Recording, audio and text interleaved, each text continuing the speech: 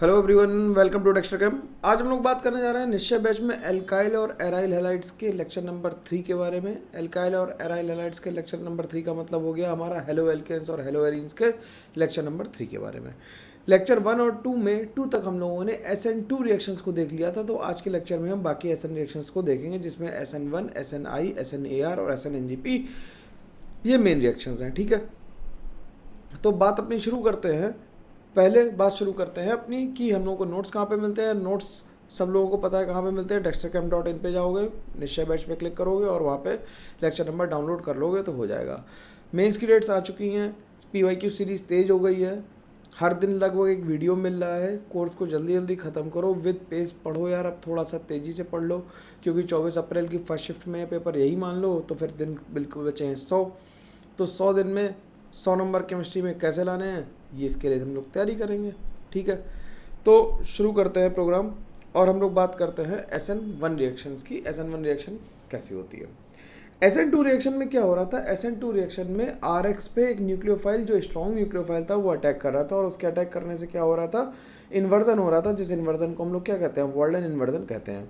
लेकिन जब SN1 reaction होगी तो SN1 रिएक्शन में क्या होगा कि RX पे SN2 में जो पोलर सॉल्वेंट ले रहे थे हम, वो पोलर एप्रोटिक ले रहे थे।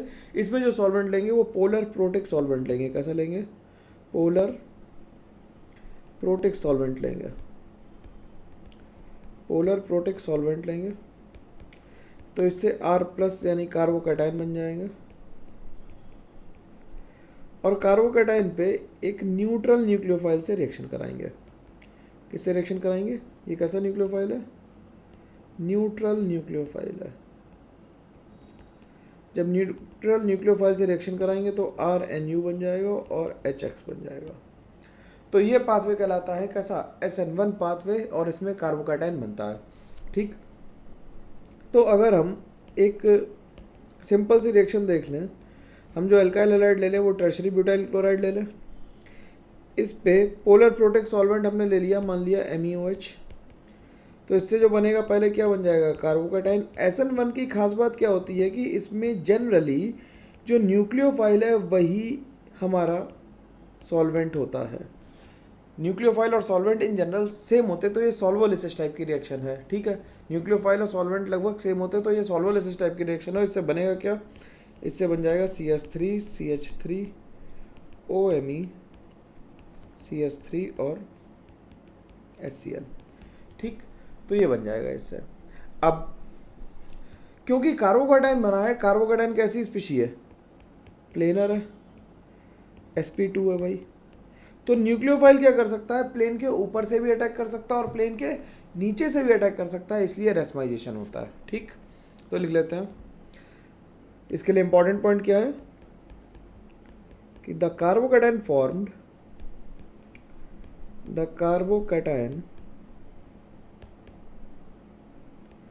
formed is planar at which MeOH, जो मेथनॉल है, इसकी बात करें पर्टिकुलर MeOH, और अगर हम किसी जनरल बात करें तो, और weak nucleophile, weak neutral nucleophile, ऐसा लिख लेते हैं, neutral nucleophile. Weak neutral nucleophile का मतलब क्या है कि ऐसा न्यूक्लियोफाइल जिसके पास क्या होंगे, लोन पेयर ऑफ इलेक्ट्रॉन्स होंगे, वो वीक भी होगा और न्यूट्रल भी होगा, तो उस पर H लगा होगा। ठीक है, can attack from top as well as from bottom. ठीक, अनलाइक किसके अनलाइक है, unlike SN2 where only back side attack is possible.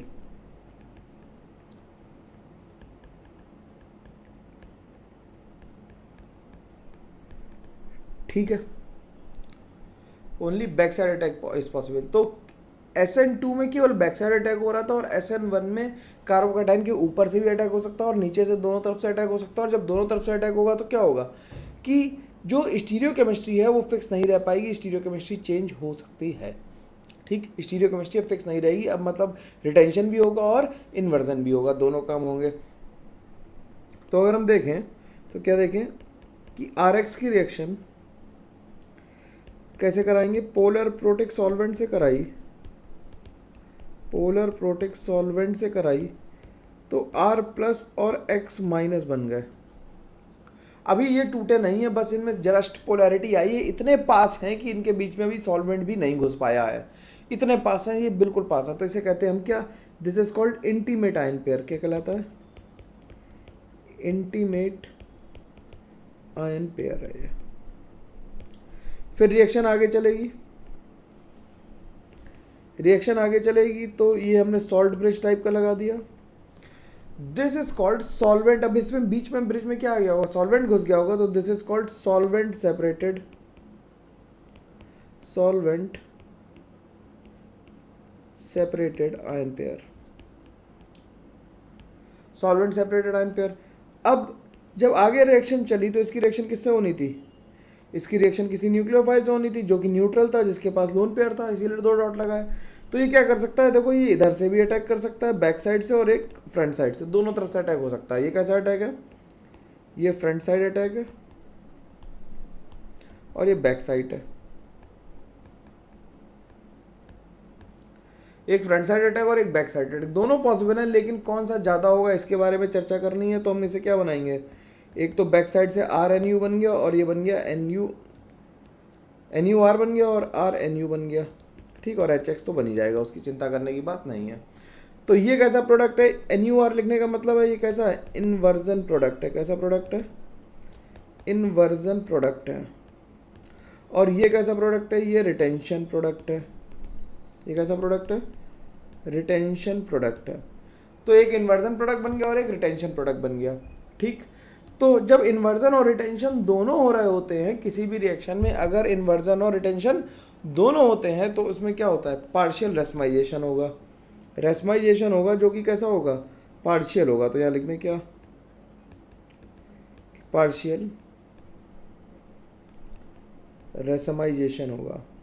Partial इसलिए हुआ कि इन्वर्जन और रिटेंशन में कौन ज़्यादा होगा। अब ये सिंपल बात समझो कि इन दोनों में कौन ज़्यादा होगा, गैस कर सकते हो तो कमेंट करके बताओ, नहीं तो मेरी बात ध्यान से सुनना कि मान लो कोई तुम्हें छोड़ के जा रहा है, तो तुम्हें सामने से अगर कोई जा रहा है तो दूसरे मॉलिक्यूल का सामने से अटैक करना रिलेटिवली मुश्किल होगा अभी भी बैक साइड के कंपैरिजन में। बैक साइड के कंपैरिजन में वो अटैक क्या होगा, रिलेटिवली इजी होगा। क्यों, क्योंकि बैक साइड खाली थी, कोई अगर तुम्हें मान लो धक्का ही मारना है, तुम्हारे हाथ तो आगे की तरफ है ना ऐसे, तो अगर तुम्हें धक्का मुक्का मारना है तो किधर से मार सकते हैं, पीछे से ज़्यादा मार सकते हैं। सामने से कोई पंच करेगा तो तुम रेजिस्ट करोगे ना थोड़ा बहुत, लेकिन पीछे से तो मार ही सकते हो। तो इन्वर्जन प्रोडक्ट हमेशा कैसा होता है, ज़्यादा होता है रिटेंशन प्रोडक्ट से। तो यहाँ लिख देते हैं कि inversion product is always more than, inversion product is always more than retention product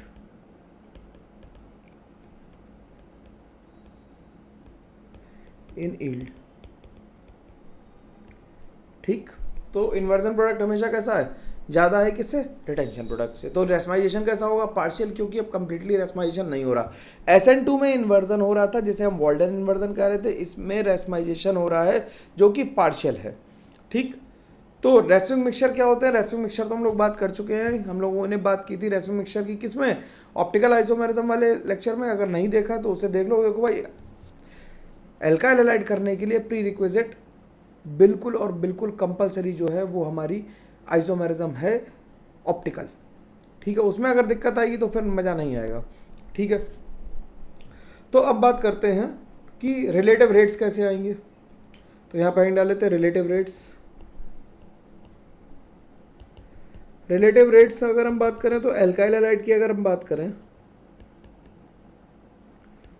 alkyl halides में क्योंकि कार्बोकेटाइन बन रहा है तो सबसे ज़्यादा किस में बनेगा, 3 degree, greater than 2 degree, greater than 1 degree और ग्रेटर देन मिथाइल, ठीक।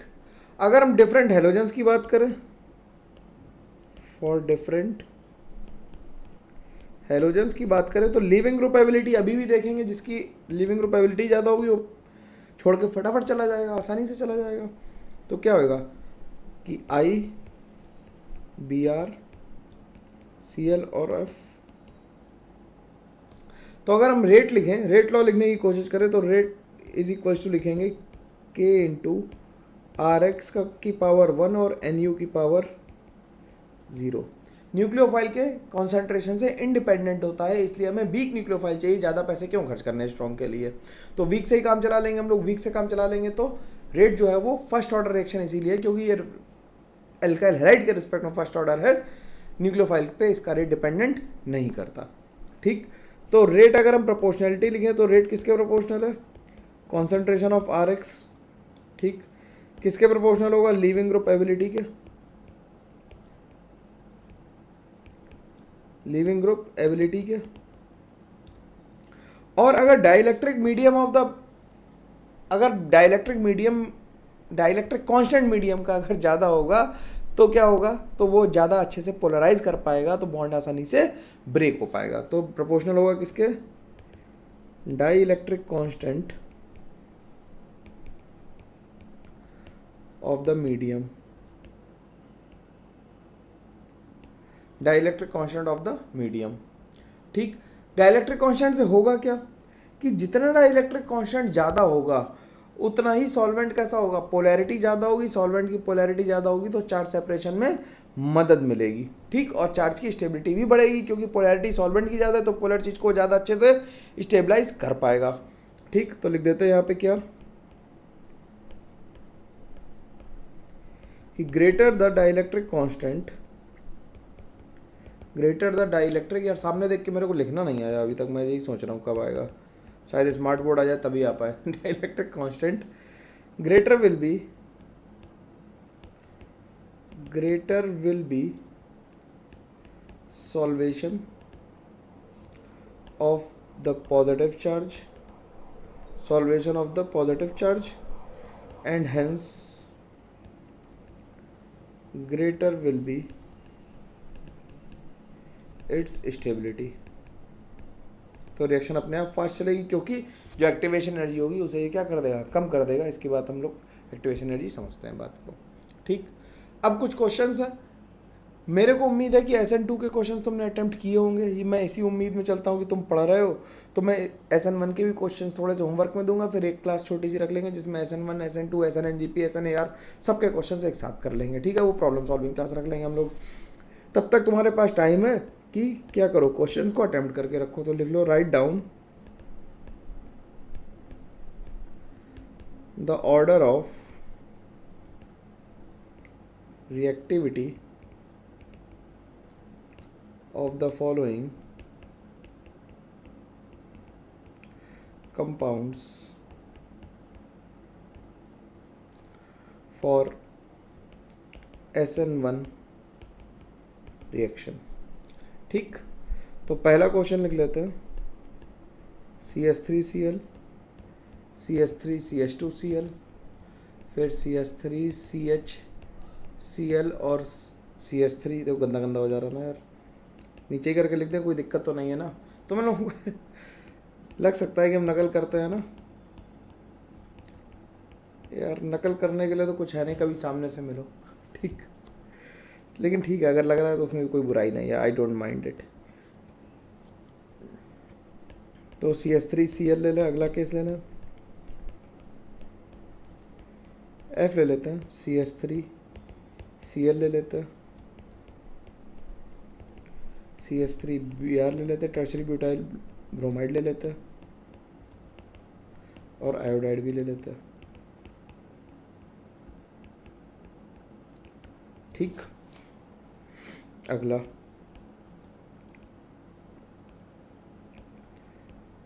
बेंजीन, क्लोरोबेंजीन ले ली,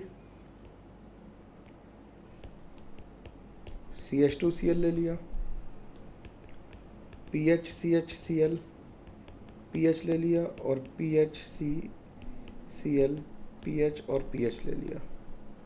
ठीक, नंबर 4, क्वेश्चन नोट मेरे साथ साथ कर लो जिससे आसानी रहे अटेम्प्ट करने में। बाद में सोचोगे क्वेश्चन है, तब तक आराम कर लेते, पानी पी लेते, ये थोड़ी दिक्कत होगी। तो साथ साथ लिखो, क्योंकि मैं भी लिख के नहीं लाया, तुम कह रहे थे ना लिख के ले आते तो बहुत तेज हो जाता है, तो तेज नहीं कर रहे हैं, आराम से कर रहे हैं जिससे तुम्हें भी कोई दिक्कत ना हो। तो CH3 CH2 CH2Cl CH2 double bond CH, CH2Cl, CH2 double bond CH, CHCl, CH double bond CH2। ठीक, आसानी से देखो, बड़े आसान सवाल हैं, सिंपल सिंपल आसानी से कर सकते हैं। मैं वही सवाल लेता हूँ जो रिलेवेंट हो। इररिलेवेंट सवालों को करने में मज़ा बहुत आता है, सारी समस्या की बात यह है, लेकिन फ़ायदा उसका कुछ नहीं होता है। इररिलेवेंसी की खास बात यही है, जब भी तुम रेलेवेंट हो रहे होगे तो समझ लो तुम्हें मज़ा आना शुरू हो रहा है और काम की बात कम हो रही है। ठीक, तो कहाँ तक पहुँच गए? 5 नंबर तक पहुँच गए। अगला देखते हैं 6 नंबर। CH2Cl लिख लिया, सब्स्टिट्यूटेड बेंजाइल क्लोराइड्स ले लेते हैं, OCH3 ले लिया,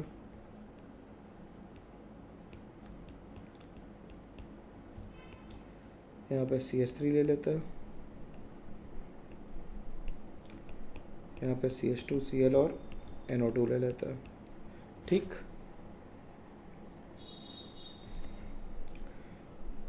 seventh is CH2 double bond CH, CH2Cl, ये क्लोराइड एक ले लिया और एक CH2Cl ले लिया। ठीक, तो इतने क्वेश्चंस करने हैं। एक क्वेश्चन और लिख लेते, चलो एक और लिख लेते हैं।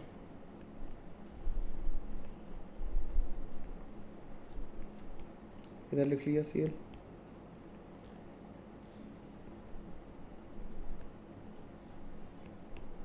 यहाँ लिख लिया Cl और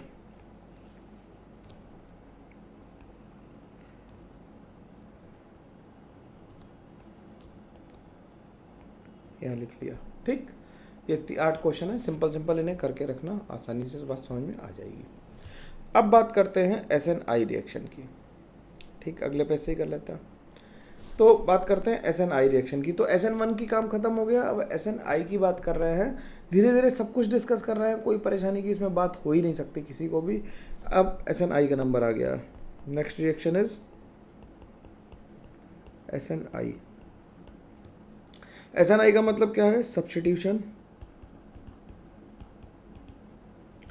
nucleophilic internal, substitution nucleophilic internal. ठीक, तो इसका जो अकेला मेथड है वो एक इम्पॉर्टेंट मेथड कौन सा है? डार्जेंस मेथड ही है। डार्जेंस मेथड हम लोगों ने कर रखा है SN preparation of alkyl halide में, पहले लेक्चर में हम लोगों ने इसे करा था। तो ये बेस्ट मेथड भी है। ये कैसा है? बेस्ट मेथड है for preparation of alkyl halide from alcohol. तो हम क्या करते हैं? ROH की रिएक्शन किससे करा देते हैं? SOCl2 से कराते हैं। तो क्या बन जाता है?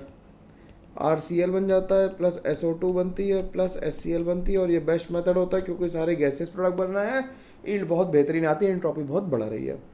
और इंटरनल का मतलब है क्या हुआ? Retention of configuration takes place. तो क्या होगा? यहाँ पे लिख दें रिटेंशन ऑफ कॉन्फिगरेशन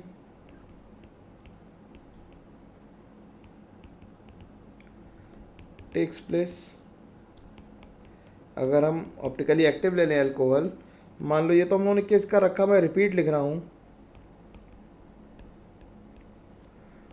यहाँ पे लिख लें, और इसकी रिएक्शन SOCl2 से करा दें। तो इन्वर्जन तो होगा नहीं, रिटेंशन होगा। तो जहाँ पे OH है वहीं पे क्या आ जाएगा? Cl आ जाएगा। ठीक, लेकिन अगर हम SO2 के साथ पिरिडीन ले लें, ये दोबारा से रिपीट टेलीकास्ट चल रहा है भाई, SOCl2 के साथ क्या ले लें? पिरिडीन ले लें या पायरिडीन ले लें, कुछ भी कह लो। तो क्या होगा? SN2 होने लगेगी। ये पाथ कैसा था? SNI का था। और मैकेनिज्म लिखने की ज़रूरत नहीं, सीधे सीधे याद रख सकते हैं इसे। तो इसमें क्या होगा? इन्वर्जन होगा। तो इन्वर्जन प्रोडक्ट बना दो। D इधर आ गया, Cl इधर आ गया, यहाँ से H3 आ गया और यहाँ पे H आ गया। ठीक, तो ये क्या बन गया? ये इन्वर्जन प्रोडक्ट बन गया। अब आगे बात करते हैं अगली इंपॉर्टेंट रिएक्शन जो है, क्योंकि ये SNI हम लोग कर चुके हैं पहले से, इसके बारे में सारी डिस्कशन हो चुके हैं, इसलिए हम लोग इसे यहाँ पे टच नहीं कर रहे हैं। अब हम लोग बात करते हैं SN AR रिएक्शंस के बारे में। हेडिंग डाल लेते हैं SNAR रिएक्शन। SNAR की फुल फॉर्म क्या हो जाएगी? Substitution nucleophilic aromatic. सब्स्टिट्यूशन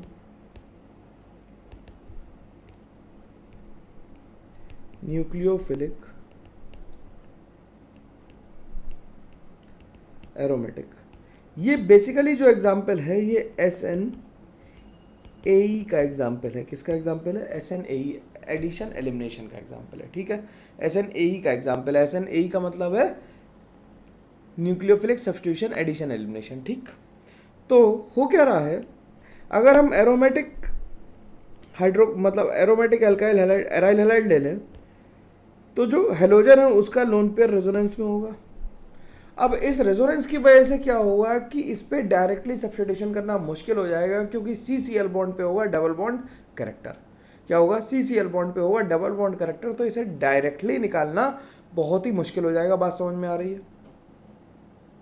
अब अगर डायरेक्टली निकालना मुश्किल हो जाएगा तो हम क्या करेंगे? हमें बहुत ताकत लगानी पड़ेगी। तो ताकत लगाने के लिए हम क्या करेंगे? High temperature, high pressure, high basic strength, बहुत कुछ हाई करेंगे, तब जाके कहीं ये निकलेगा। तो इसके लिए लिख लेते हैं बात क्या कि due to this resonance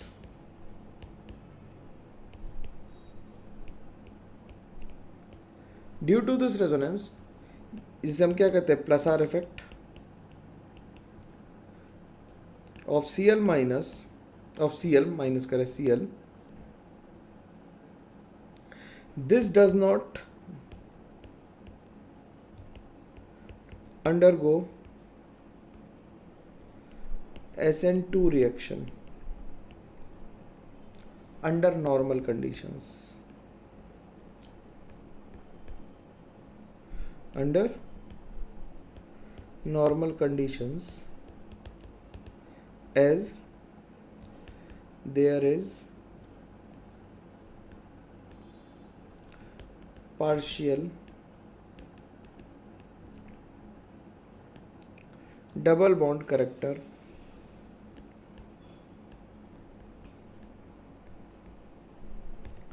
is developed, साफ साफ लिख देना,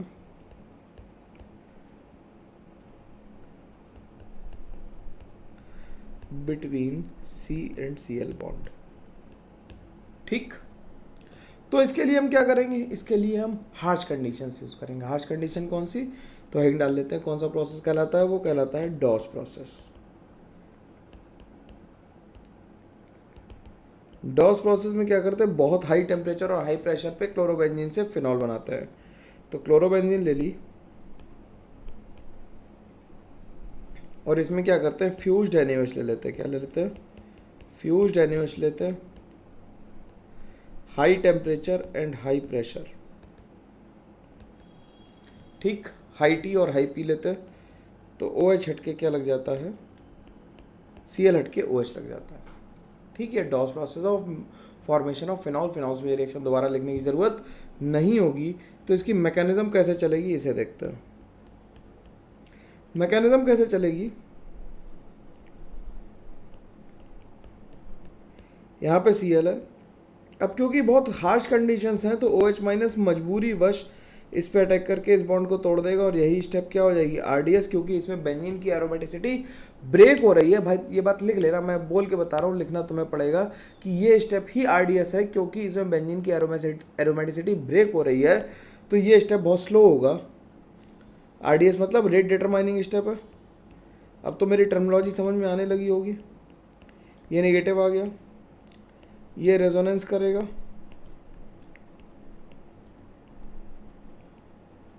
ये रेजोनेंस करेगा तो क्या बना देगा? यहाँ पे नेगेटिव बनाएगा। ये रेजोनेंस करेगा, ये रेजोनेंस करके क्या बनाएगा? यहाँ पे Cl आ गया और OH आ गया और ये नेगेटिव। जब ये रेजोनेंस करेगा तो अब OH और Cl में कौन लीविंग ग्रुप है? Cl लीविंग ग्रुप है, तो Cl लीव कर जाएगा और यहाँ पे फिनॉल का एस्टेब्लिशमेंट हो जाएगा। तो ये स्टेप कैसी है, फास्ट है, क्योंकि रीअरोमेटाइजेशन हो रहा है, तो ये स्टेप कैसी है, फास्ट स्टेप है। ठीक, ये स्टेप कैसी है, फास्ट है, क्योंकि इसमें रीअरोमेटाइजेशन हो रहा है, रीअरोमेटाइजेशन की वजह से ये स्टेप फास्ट रिएक्शन है। ठीक है, अब अगर हम चाहते हैं कि इस रिएक्शन को तेज कराना है तो हमें क्या करना पड़ेगा कि मान लेते हैं, एक एग्जांपल लेते हैं और यहाँ पे Cl के साथ एक NO2 लगा लेते हैं पैरा पे। तो NO2 पैरा पे लगाने से ये -M और -I ग्रुप लगाएगा, तो यहाँ पे डेल्टा पॉजिटिव को क्या करेगा, बढ़ा देगा। जब डेल्टा पॉजिटिव को ये बढ़ाएगा तो OH माइनस हमें केवल अब जो चाहिए वो 15% NaOH से भी हमारा काम चल जाएगा। कितना परसेंट चाहिए, 15% चाहिए। 15% कहाँ, हमें fused NaOH with high temperature high pressure चाहिए था, आप केवल 15% NaOH से काम हो रहा है। तो करना केवल इतना ही है कि OH हटा के OH लगाना है Cl हटा के। ठीक, अगर हमें और कंडीशंस लगानी हो और डाइल्यूट करना हो तो क्या करेंगे, यहाँ पे Cl के साथ ऑर्थो पैरा मेटा पे तीनों पे लगा देंगे, ऑर्थो और पैरा पे लगा देंगे, मेटा कर रहा हूँ, तो ये तीनों जगह से -M लगने लगेगा। जब -M ज़्यादा लगेगा तो इस बार हमें केवल एक्वस NaHCO3 की ज़रूरत है। एक्वस NaHCO3 मतलब क्या होता है, माइल्ड बेसिक कंडीशंस हैं। क्या है, माइल्ड बेसिक कंडीशंस हैं। जब माइल्ड बेसिक कंडीशंस है तब भी ये रिएक्शन हो रही है, और ये रिएक्शन होकर क्या बन जाएगा, यहाँ OH आ जाएगा, यहाँ पे NO2 आ जाएगा, यहाँ पे NO2 आ जाएगा और यहाँ पे NO2 आ जाएगा, और इसका नाम ट्राइनाइट्रोफिनॉल बन गया, जिसे हम पिक्रिक एसिड कहते हैं। क्या कहते हैं, पिक्रिक एसिड कहते हैं। ठीक, इसे हम क्या कहते हैं, पिक्रिक एसिड कहते हैं। अब ये सवाल उठता है कि अगर हमें रिएक्टिविटी देखनी हो, रिएक्टिविटी चेक करनी हो कि PHF, PHCl, PHBr और PHI में तो किसका रेट ज़्यादा आएगा। और हम एक बार चेक कर लें RF, RCl, RBr और RI में। तो अगर हम OH माइनस से दोनों की ही रिएक्शन करा के देखें तो तुम पाओगे कि RF का रेट सबसे ज़्यादा आ रहा है, PHF का रेट सबसे ज़्यादा आ रहा है और RF का रेट सबसे कम आ रहा है। तो ये जो रिएक्टिविटी ऑर्डर है ये किसके लिए, ये SNAR के लिए ट्रू है, जबकि ये SN2 के लिए ट्रू है। ऐसा इसलिए हो रहा है क्योंकि जब F अपना -I इफेक्ट लगाएगा तो वो डेल्टा प्लस चार्ज को बढ़ा देगा। कैसे, कहाँ पे, देखो अगर हमने यहाँ पे F लिख लिया होता, F पुअर लीविंग ग्रुप है वो तो ठीक बात है, लेकिन लीविंग ग्रुप तो फास्ट स्टेप में जा रहा है। लीविंग ग्रुप कौन से स्टेप में जा रहा है, लीविंग ग्रुप फास्ट स्टेप में जा रहा है। हमें स्लो स्टेप की चिंता करनी होती है रिएक्शन का रेट डिटरमाइन करने के लिए। तो F कैसा लगा रहा है, इफेक्ट -I लगा रहा है, जिसकी वजह से डेल्टा प्लस क्या हो रहा है, बहुत बढ़ जा रहा है। डेल्टा प्लस बढ़ने की वजह से यहाँ पे रिएक्शन ईजी हो जाएगी, जबकि Cl के केस में डेल्टा प्लस कम होगा और I के केस में तो ना के बराबर होगा। ठीक है, इतनी बात समझ में आ रही। तो SNAR की बात समझ में आई कि SNAR में हम क्या कर रहे हैं, कोई हम इलेक्ट्रॉन विड्रॉइंग ग्रुप लगाएंगे और इलेक्ट्रॉन विड्रॉइंग ग्रुप लगा के क्या करेंगे, इलेक्ट्रॉन विड्रॉइंग ग्रुप लगा के हम क्या कर देंगे, इलेक्ट्रॉन विड्रॉइंग ग्रुप लगा के हम लोग OH माइनस का अटैक ईजी करवा देंगे, जिससे क्योंकि जब हमने इलेक्ट्रॉन विड्रॉइंग ग्रुप लगाया तो जो कार्बन था जिससे हेलोजन को निकलना था उस पर डेल्टा प्लस चार्ज ज़्यादा आ गया। ठीक है,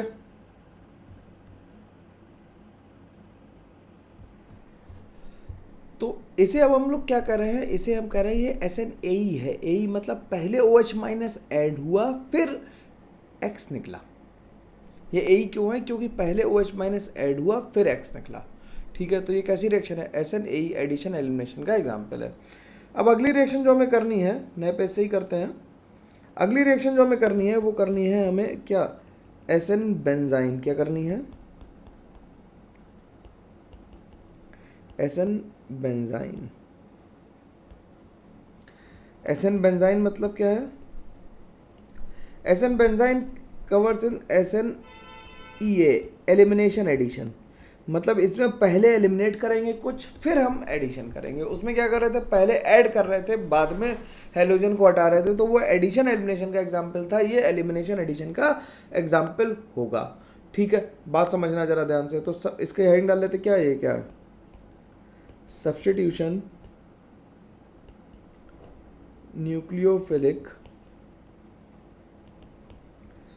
इसे हम कहते हैं benzene mechanism.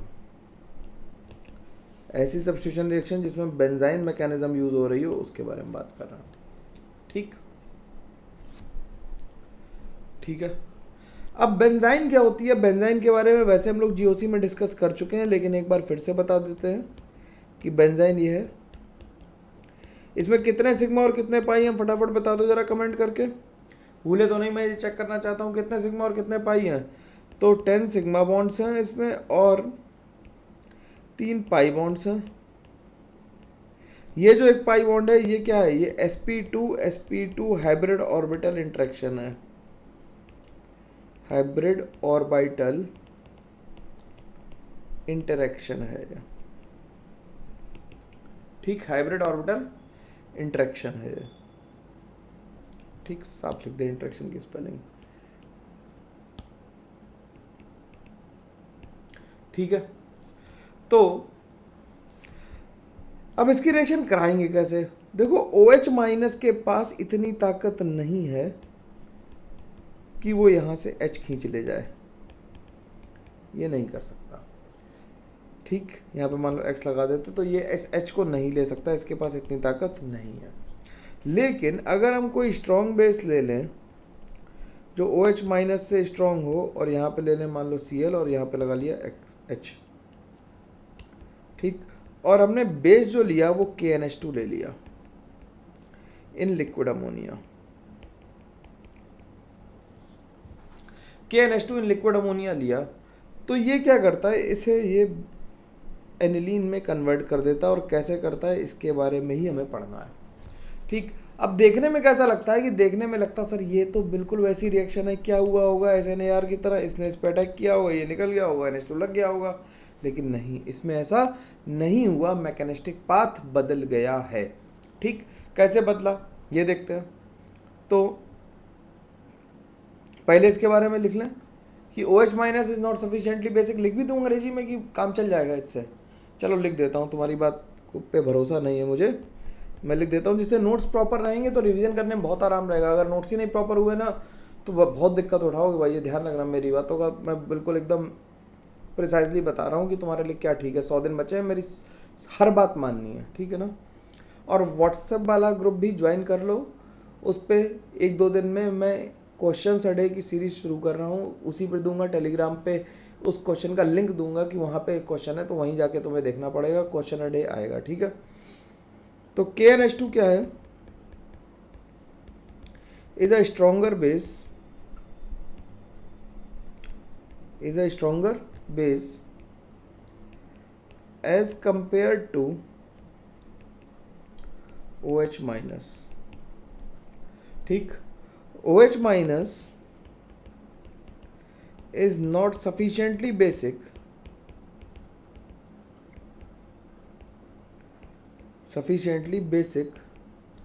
to remove H from sp2 hybrid carbon. ये तुम्हें एल्कीन वाली बात भी याद आ रही होगी।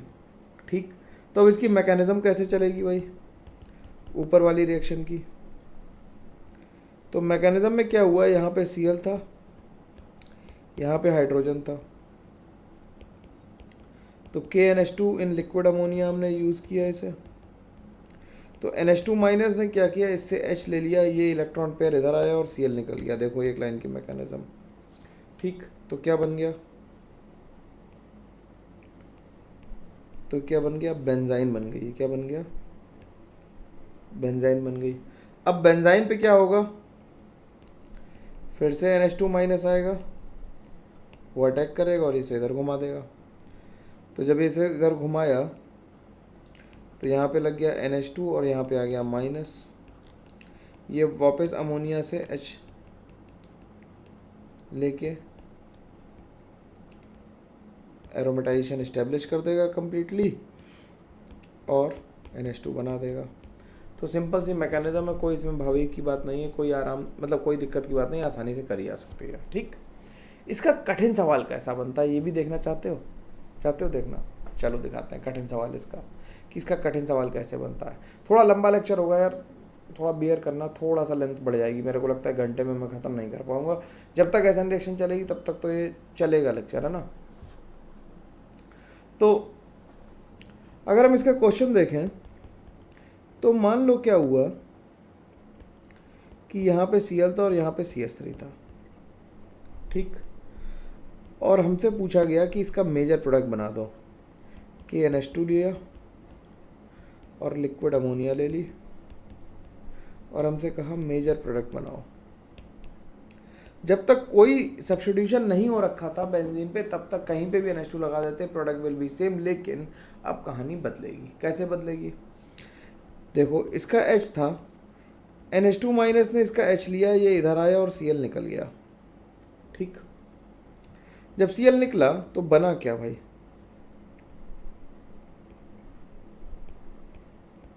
यहाँ पे बेंजाइन बन गई। अब NH2 माइनस के पास दो रास्ते हैं। NH2 माइनस के पास दो रास्ते हैं, या तो वो पहले रास्ते पे जाए या फिर दूसरे रास्ते पे जाए, ठीक। दिल नहीं बना रहा हूँ, दो रास्ते दिखा रहा हूँ। तो दो रास्ते हैं, जब भी हम दो रास्ते पे आ जाए तो दो रास्ते बना के देख लेते हैं। तो जब पहले रास्ते से आए तो इसे नंबर 1 दे देते हैं पाथ, इसे नंबर 2 दे देते हैं। जब पहले रास्ते से अटैक किया तो कहाँ पे किया? CS3 के रिस्पेक्ट में पैरा पोजीशन पे अटैक किया NH2 ने, और यहाँ पे नेगेटिव बनाया। और दूसरे रास्ते से जब अटैक किया तो मेटा पे अटैक किया और बनाया निगेटिव चार्ज। कौन सा नेगेटिव ज़्यादा स्टेबल है? कौन सा नेगेटिव ज़्यादा स्टेबल है? निगेटिव सेकंड वाला ज़्यादा स्टेबल है। ये कैसा है? ये मोर स्टेबल है, मोर स्टेबल है। और ये कैसा है? ये लेस स्टेबल है, ठीक है। The stability of intermediate is checked only by I effect. ध्यान रखना, in this the stability of intermediate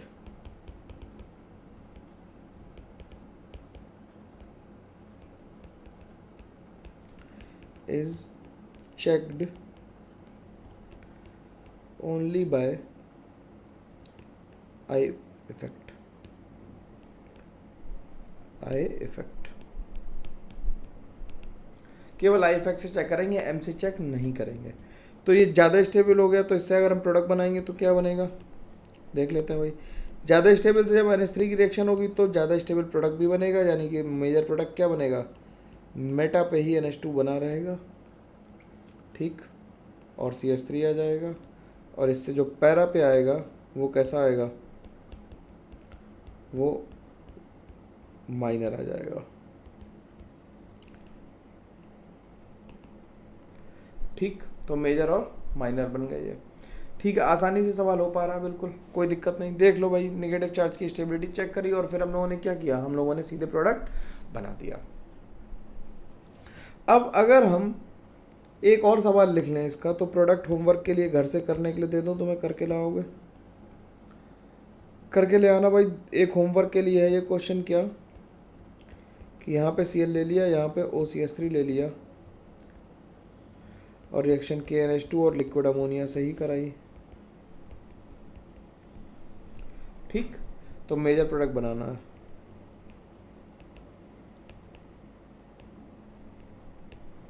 major product बनाना है इसका भी तुम्हें, ठीक। अब सर एक कन्फ्यूज़न है भाई। क्या कन्फ्यूज़न है? कि SNAR और SNAE में डिफरेंस, SNAR और SN बेंजाइन में डिफरेंस कैसे करेंगे हम लोग?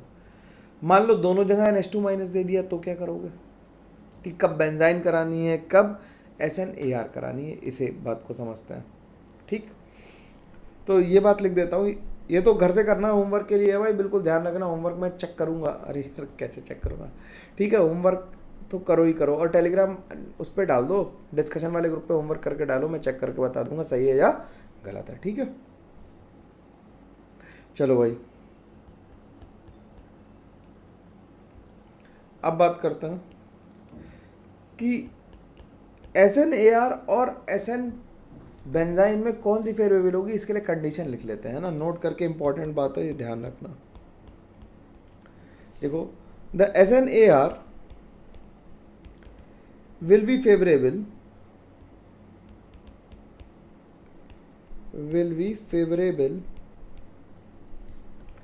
when electron withdrawing groups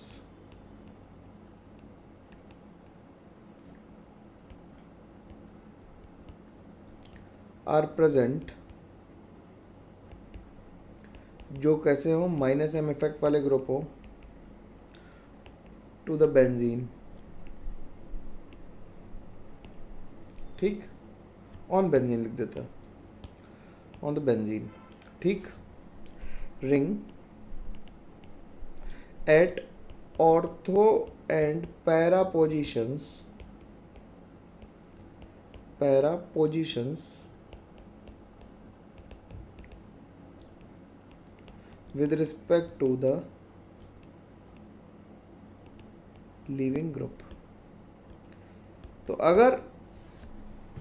अगर इलेक्ट्रॉन विड्रॉइंग ग्रुप प्रेजेंट है तो हम क्या कराएंगे, SNAR कराएंगे, ठीक।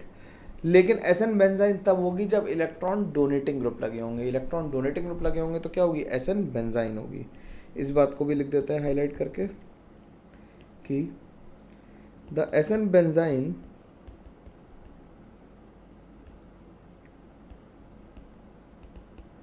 will be favorable, राइटिंग तो मेरी समझ में आ जाती है, मैं मान लूँ कि राइटिंग तो समझ में आ जाती है, will be favorable when the electron donating groups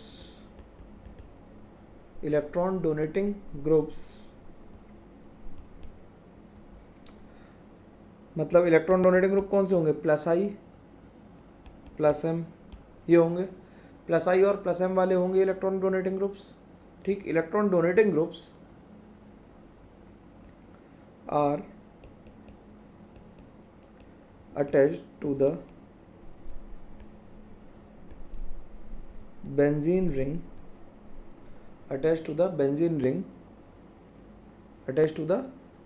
ring at ortho and para positions with respect to leaving group,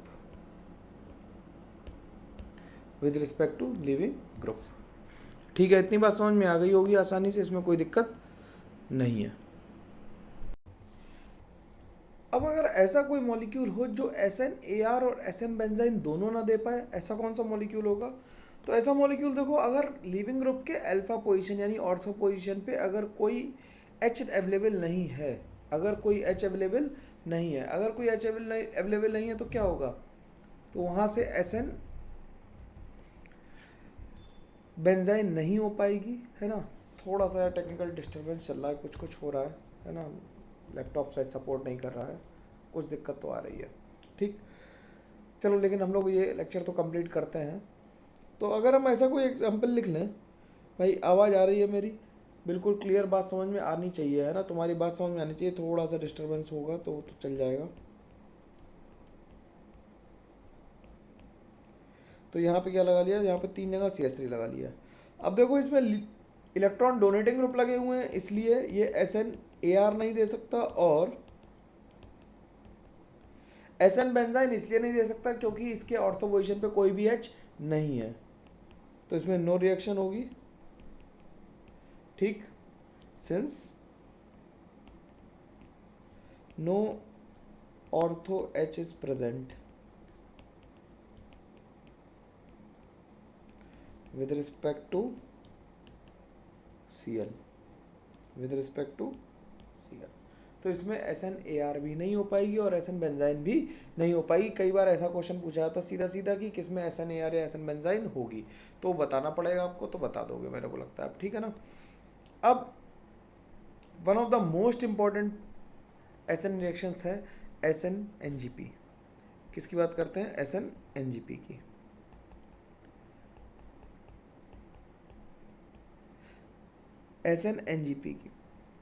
SNNGP की फुल फॉर्म क्या हो जाएगी, SNNGP की फुल फॉर्म हो गई सब्स्टिट्यूशन न्यूक्लियोफिलिक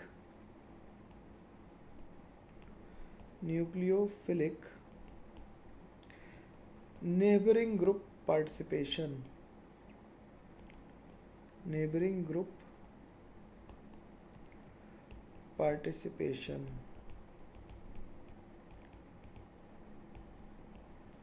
ठीक।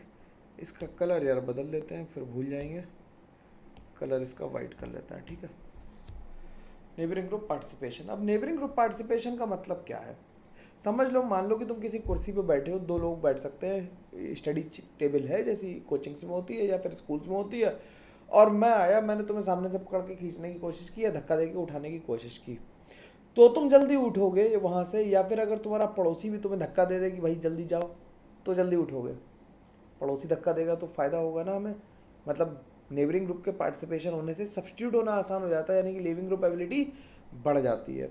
इसी तरह से अगर हम रिएक्शंस में देखें, रिएक्शंस में देखोगे तो मान लेते हैं कि अगर हमने एक केस ऐसा ले लिया और इस पर किसी न्यूक्लियोफाइल की रिएक्शन कराई, ठीक, न्यूक्लियोफाइल की रिएक्शन कराई तो नॉर्मल SN2 हुई, इसने इस पर अटैक किया और ये लीव कर गया यहाँ से, तो सिंपल ये NU बन गया। एक हमने क्या किया, हमने यहाँ पे एक सल्फर लगा दिया कार्बन की जगह। सल्फर के पास क्या थे, लोन पेयर। ये बहुत इंपॉर्टेंट पॉइंट है भाई, ध्यान से पढ़ना है इसे, है ना, बहुत इंपॉर्टेंट पॉइंट है, बहुत बहुत बहुत। इस लेक्चर का क्रक्स यहीं पे है, सारी समस्या वाले सवाल यहीं से आएंगे, और एडवांस लेवल के तो यहीं से आएंगे, ठीक है ना। मेंस वाले हो सकता है जितना पढ़ा उससे हो जाए काम तुम्हारा, लेकिन एडवांस का काम यहीं से चलेगा, तो इसे थोड़ा सा ध्यान से देखना, है ना। तो यहाँ पे जो लोन पेयर है वो Cl को अगर पहले से धक्का देके निकाल दे, जो ये क्या है, ये this will act as a internal nucleophile.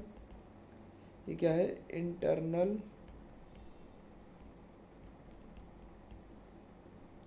Nucleophile. ये इंटरनल न्यूक्लियोफाइल। अब इंटरनल न्यूक्लियोफाइल की वजह से हुआ क्या कि जो न्यूक्लियोफाइल आया अटैक करने, ये कैसा है, ये जब अटैक करेगा उससे पहले सल्फर कांड कर चुका होगा और रिएक्शन में पार्टिसिपेट कर लेगा और प्लस बना देगा यहाँ पर। फिर जो न्यूक्लियोफाइल आया, ये न्यूक्लियोफाइल इस पर अटैक करेगा और सल्फर के पॉजिटिव चार्ज को रिकवर करा देगा। तो देखो 2 बार SN2 हुई, कितनी बार SN2 हुई, 2 बार SN2 हुई। ये रिएक्शन 600 टाइम्स फास्टर मिली, ये रिएक्शन 600 टाइम्स फास्टर मिली, ठीक। तो इसमें क्या हो रहा है कि इन SNNGP इंटरनल न्यूक्लियोफाइल तो प्रेजेंट होता ही है, साथ में 2 बारी क्या होती है, 2 बारी हमारी SN2 होती है, ठीक है। तो लिख देते हैं कि इन SNNGP 2 times SN2 takes place, 2 times SN2 takes place, that means जब 2 बार SN2 हो रही है तो क्या हो रहा है, इन्वर्जन का इन्वर्जन हो रहा है। एक SN2 में इन्वर्जन हुआ, फिर एक बार और SN2 में इन्वर्जन हुआ, तो इन्वर्जन का इन्वर्जन क्या कहलाएगा, इन्वर्जन का इन्वर्जन कहलाता है रिटेंशन ऑफ कॉन्फ़िगरेशन। तो क्या हुआ, that means retention of configuration takes place.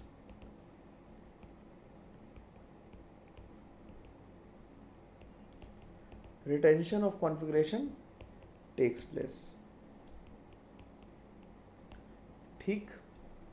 अब जब SNNGP होती है तो इंटरनल न्यूक्लियोफाइल 3 तरह के हो सकते हैं भाई, न्यूक्लियोफाइल 3 ही तरह के हो सकते हैं, या तो निगेटिवली चार्ज, या neutral with a lone pair, या फिर एक अलग तरह का न्यूक्लियोफाइल अब यहाँ पे आने वाला है, वो है हमारा क्या, पाई बॉन्ड, ठीक। तो internal nucleophile can be of 3 types. Internal nucleophiles can be of 3 types, 3 तरह के होंगे। कैसे कैसे, नंबर 1, नंबर 2, नंबर 3। अरे लिख रहा हूँ यार। It can be a lone pair, it can be a lone pair. दूसरा क्या हो सकता है, it can be a negative charge,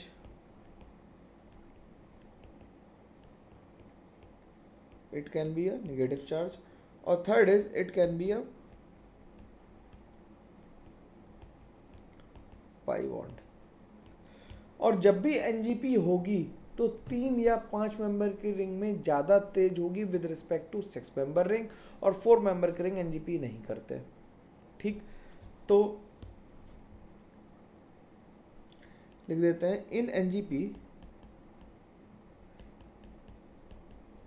the most common ring formed in transition state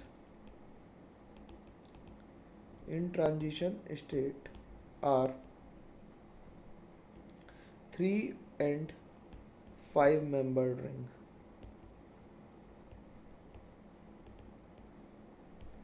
6 membered ring are less common.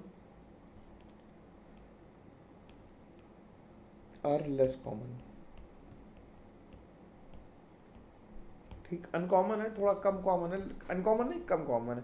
4 और 7 तो uncommon ही है, उनमें ये नहीं होता। अब एनजीपी को मज़ा लेना चाहते हो तो एनजीपी के कुछ सवाल मैं करके दिखाता हूँ, जिन्हें तुम ध्यान से देखना, तभी मज़ा आएगा। ठीक, सवाल पूछना, कोचिंग वालों से पूछना, दोस्तों से पूछो। मैं सवाल ऐसे लिखूंगा अब ना, अब देखो कठिन बातें शुरू हुई हैं, अब मज़ा आएगा करने में। तो होगा क्या, मान लेते हैं हमने एक क्वेश्चन लिखा,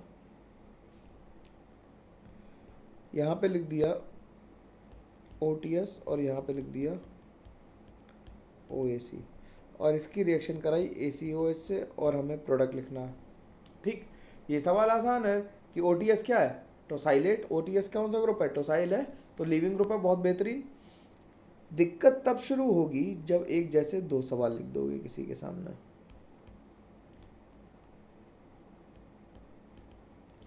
जब एक जैसे 2 सवाल लिख दोगे तो दिक्कत होगी। ठीक, अब इन सवालों को समझने के लिए हमें स्टीरियोकेमिस्ट्री के वीडियोस का रिवीजन करना पड़ेगा, क्योंकि हम तो भूल गए होंगे, हम लोग तो ऐसे ही लोग हैं ना जो भूल जाते हैं। तो अगर तुम्हें याद है तो चलो मैं शुरू करता हूँ। प्रोडक्ट लिख के देखना पहले अपने आप, उसके बाद फिर मतलब कॉपी तो कर ही लोगे, अब आखिरी में पहले लिख के देखो अपने आप, तो क्या बनेगा देखना ज़रा ध्यान से। हमने पहले वाले को ही लिखा और हमने इसके लिए चेयर फॉर्म बना ली। 1 to ट्रांस का मतलब है आइदर एक्सियल और इक्वेटोरियल बोथ। तो हमने क्या किया, थोड़ी देर के लिए दोनों को एक्सियल बना लिया, ओटीएस इधर लगा लिया और ओएसी इधर लगा लिया। ठीक, ओएसी इधर लगा लिया। अब क्योंकि ओटीएस को लीविंग ग्रुप बनाना है तो इसके वैकेंट डी ऑर्बिटल में हमें वैकेंट एंटी बॉन्डिंग ऑर्बिटल में हमें SN2 करानी पड़ेगी, तो हमने यहाँ से रिएक्शन कराई और इसे निकाल दिया। ठीक, तो जब इसे निकाला तो ये क्या बन गया, देखना जरा ध्यान से। तो ये एक बॉन्ड यहाँ पे आ गया, ये सी आ गया, ये यहाँ पे आया, और ये डबल बॉन्ड, सॉरी ये क्या आ गया, CH3 आ गया, और यहाँ पे आ गया डबल बॉन्ड, इस पे आ गया प्लस। अब ये तो ट्रांजिशन स्टेट बन गई 5 मेंबर की। देखो जरा 5 मेंबर की शानदार से रिंग है, देख लो जरा ध्यान से। 1 2 3 4 5 मेंबर की रिंग है। अब इसका जो एंटी बॉन्डिंग ऑर्बिटल है वो नीचे होगा, परपेंडिकुलर इसी के, परपेंडिकुलर 180 डिग्री पे। तो जब ACOH आएगा तो वो इसके लोन पेयर को अटैक करेगा और इसे निकाल देगा। तो क्या बन गया भाई, क्या बना, बढ़िया सी रिंग बनाओगे तभी मजा आएगा करने में। तो OTS की जगह OAC आ गया, -H+ हो जाएगा, और OAC यहाँ रहा। तो अगर हम इसे देखें तो जहाँ से OTS निकला था वहीं पे OAC आ गया। तो ये बेसिकली कौन सी रिएक्शन हुई, ये SN-NGP के थ्रू गया। ये कैसे गया, SN-NGP के थ्रू गया, और NGP के थ्रू गया तो क्या बना। अगर हम इसे इक्विवेलेंटली लिखना चाहें तो हम इक्विवेलेंटली इसे ये लिख सकते हैं कि जहाँ से OTS गया था वहीं पे OAC एक और लग गया आके, और ये बन गया। ठीक, बिल्कुल ठीक बनाया। अच्छा उल्टा लिख दिया क्या मैंने, ओहो OAC, अच्छा ऐसा लिखना था। एक ही बात है वैसे तो, लेकिन लिख देते हैं जैसा था वैसा लिख देता है। यहाँ पे OAC आ गया, और ऊपर क्या था, नीचे था OAC ऐसा। तो जहाँ से OTS गया वहीं पे OAC आ गया, यानी कि इन्वर्जन 2 बार हुआ, 2 बार SN2 हुई, पहली NGP हुई और ये नॉर्मल SN2 हुई, तो 2 बार SN2 से रिटेंशन ऑफ कॉन्फ़िगरेशन हो गया। अब दूसरे केस में क्या होगा भाई, दूसरे केस में अगर देखोगे, केस 2 देख लेते हैं। तो केस 2 में हमारे पास क्या था, मॉलिक्यूल देख लेते हैं, दोनों तरफ सेम था। तो OTS है और OAC है। जब इसकी चेयर फॉर्म बनाओगे यार, तो एक को हमें कहाँ रखना पड़ेगा, एक को हमें रखना पड़ेगा एक्सियल पे और दूसरे को कहाँ रखना पड़ेगा, इक्वेटोरियल पे। अब जरा ध्यान से देखना, इसका एंटी बॉन्डिंग ऑर्बिटल तो यहाँ पे है और ये ऑक्सीजन का लोन पेयर बहुत दूर पड़ रहा है।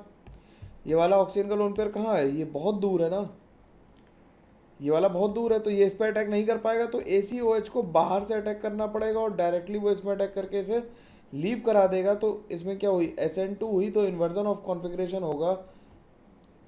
तो ये क्या बन जाएगा, इन्वर्जन ऑफ कॉन्फ़िगरेशन होगा तो ये क्या बन जाएगा, ये भी इक्वेटोरियल पे ही आ जाएगा। तो ये OAC इधर आ गया और OAC इधर आ गया। तो ये क्या हो गए, ये हमारे क्या हो गए, ये सिन थे। तो अब ये कैसे बन गए, एंटी बन गए। तो ये SN2 का तरीका है। तो इससे क्या बन गया, यहाँ पे आ गया, मान लिया यहाँ पे आ गया, डॉट डॉट डॉट से क्या आ गया, OAC आ गया और यहाँ से OAC आ गया। ठीक, तो बिल्कुल सिंपल है, आसानी से समझ में आ जाना चाहिए सवाल कि एक में NGP हो रही है और एक में SN2 हो रही है, दोनों में प्रोडक्ट सेम बन रहा है, दोनों में प्रोडक्ट सेम बन रहा है। ठीक है, दोनों में प्रोडक्ट सेम बन रहा है, ध्यान रखना। बात समझ में आई, सवाल को अप्रिशिएट कर पा रहे हो, appreciation level is the highest level of education. तो उसे अप्रिशिएट कर पा रहे हो नहीं कर पा रहे मेरे को नहीं पता, लेकिन मैं उम्मीद रखता हूँ कि कर पा रहे होगे। ठीक, आगे बात करते हैं, एक एग्जाम्पल लेते हैं। ये तो हो गया लोन पेयर का। अब लिखते हैं NGP बाय निगेटिव चार्ज,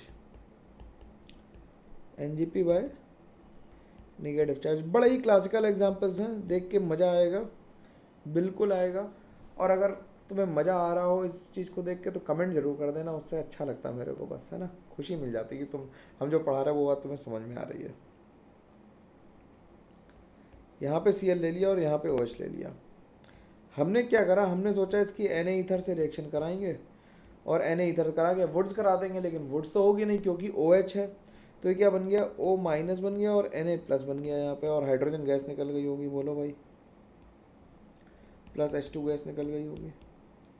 अब इस ऑक्सीजन के लोन पेयर ने इस पे अटैक कर दिया और Cl को निकाल दिया। तो 1 2 3 4 5 मेंबर की रिंग बन गई। तो ये क्या हुई, SN NGP हुई और ये 5 मेंबर की रिंग बन गई यहाँ पे। तो इससे क्या बन गया, ये बन गया THF टेट्राहाइड्रोफ्यूरान बन गया यहाँ पे। ठीक, ये एग्जाम्पल सिंपल था। मुश्किल एग्जाम्पल घर के लिए देते हैं, प्रोडक्ट बना के रखना और बताना कि क्या बना। ये होमवर्क के लिए क्वेश्चन दे रहा हूँ, ठीक है, नेगेटिव चार्ज का ये होमवर्क वाला क्वेश्चन है, ध्यान से। और एक जैसे मैं कितने लिखता हूँ, 2 लिखूँगा। तो CH यहाँ पे लिख दिया Cl और यहाँ पे लिख दिया COOH। इसकी रिएक्शन कॉन्सेंट्रेटेड NaOH से कराई तो क्या बना, और जब इसकी रिएक्शन बिल्कुल सेम कंपाउंड है, ध्यान से देखो, जब इसकी रिएक्शन कराई मॉइस्ट Ag2O से तो क्या बना। दोनों प्रोडक्ट बताने और मैकेनिस्टिक पाथ भी बताना है कि कौन सी मैकेनिज्म से बना। तुम ये बता देना कमेंट में लिख के कि SNAR हुई या SN बेंजाइन हुई, मतलब SNAR और बेंजाइन क्या बोल रहा हूँ मैं, SN2 हुई या SN NGP हुई। ठीक है ना यार, माय बैड, हो जाती गलती, इतने देर से बोल रहा हूँ लगातार। ठीक, अब अगला क्वेश्चन, अगला केस क्या हो सकता है, NGP by pi bond, NGP by pi bond. इसका भी बड़ा शानदार सा क्लासिकल केस है। मान लेते हैं कि बेंजीन के साथ CH2 लगा था, ठीक, और इसकी रिएक्शन OH माइनस से करानी थी, OH minus dilute OH minus ले लिया, ठीक, OH माइनस से करानी थी। तो इससे हमने जब प्रोडक्ट देखे तो 2 प्रोडक्ट बन गए मेरे भाई, इससे 2 प्रोडक्ट बनते हुए दिखाई दिए हमें। स्टार का मतलब कार्बन 14 है, प्लस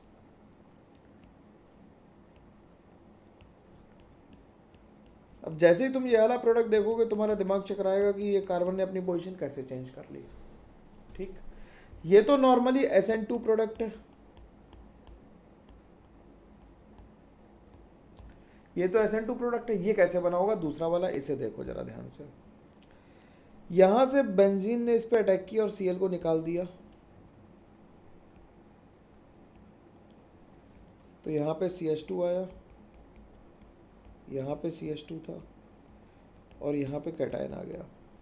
ठीक, अब जब OH माइनस आया तो OH माइनस के पास दो ऑप्शन थे, OH माइनस के पास दो ऑप्शन थे कि OH माइनस जब आए तो डायरेक्टली इस कार्बन पे अटैक करे और इस बॉन्ड को इस बॉन्ड को ब्रेक कर दे वापस से, तो ऊपर वाला प्रोडक्ट बन जाएगा। लेकिन जब OH माइनस इस कार्बन पे अटैक करेगा और ये बॉन्ड को ब्रेक करेगा तो ये वाला प्रोडक्ट बनेगा। तो ये 3 मेंबर की रिंग बन रही, तो ये कैसे बनी, SN-NGP से ही पॉसिबल था, अदरवाइज ऐसा पॉसिबल नहीं हो सकता था। ठीक, अदरवाइज ऐसा पॉसिबल नहीं हो सकता था, तो ये SN-NGP का ही एग्जाम्पल है। ठीक, बात समझ में आ गई। तो हम लोगों ने SN1 कर ली, SN2 कर ली, SNAR कर ली, SN-NGP कर ली, SNI कर ली और हम लोगों ने कर ली SN बेंजाइन। तो सब्स्टिट्यूशन, न्यूक्लियोफिलिक सब्स्टिट्यूशन रिएक्शंस हम लोगों ने सारी ही खत्म कर ली। इसके बाद बात आती है एलिमिनेशन रिएक्शंस की।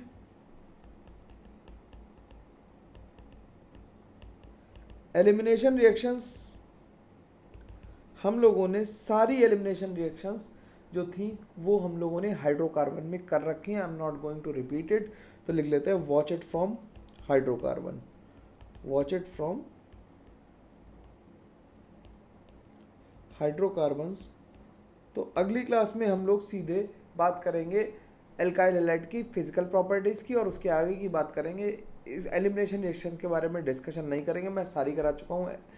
मतलब एलिमिनेशन रिएक्शंस में हम लोग E1 कर चुके हैं, E2 कर चुके हैं और EI कर चुके हैं, और हम लोग कोप एलिमिनेशन वगैरह भी कर चुके हैं, heating effect of quaternary ammonium salt भी कर चुके हैं। तो ये सारी बातें हाइड्रोकार्बन्स में हो चुकी हैं, इसलिए I am not going to discuss it again. भाई टाइम तो उतना ही है ना हम लोगों के पास, तो स्मार्टली काम कर रहे हैं हम लोग। ठीक है, तो ये लेक्चर यहीं पे रोकते हैं। हम लोगों ने दो काम कर लिए अपनी, एक तो एलिमिनेशन रिएक्शंस कंप्लीट कर दी, दूसरा हम लोगों ने क्या कंप्लीट कर दिया, हम लोगों ने कंप्लीट कर लिया अपना सब्स्टिट्यूशन रिएक्शंस। तो मेजर पोर्शन कंप्लीट हो गया है। अब डिहाइड्रेशन ऑफ अल्कोहल वगैरह तो जो अल्कोहल में आएगा, अभी हम लोग करेंगे physical properties of alkyl halide, और physical properties of alkyl halide करने के बाद हम लोग पहुंच जाएंगे सीधे एराइल हैलाइड्स पे। तो 2 लेक्चर आने वाले, मतलब संडे को हम लोग फिजिकल प्रॉपर्टी वगैरह ज़्यादातर चीज़ें कंप्लीट कर लेंगे और अगले एक लेक्चर में हम लोग एराइल हैलाइड्स भी कंप्लीट कर लेंगे। देखो थोड़ा टाइम मैंने यहाँ बचा लिया क्योंकि हाइड्रोकार्बन में मैंने ज़्यादा टाइम लगाया था, तो यहाँ पे थोड़ा टाइम बचा लिया जिससे तुम्हारा समय बचे। ठीक है, मैं उम्मीद रखता हूँ कि जो लोग देख रहे हैं वो पूरा देख रहे होंगे, केवल एल्काइल हैलाइड देखने से काम नहीं चलेगा। अगर यहाँ तक कोई जिसने आज ये देखा है तो प्लीज़ जाके हाइड्रोकार्बन्स वाले वो लेक्चर्स देख लो। ठीक है, चलो भाई मिलते हैं फिर, तब तक के लिए thank you very much, take care, bye bye, ध्यान रखो अपना बहुत सारा, खूब सारी पढ़ाई करते रहो।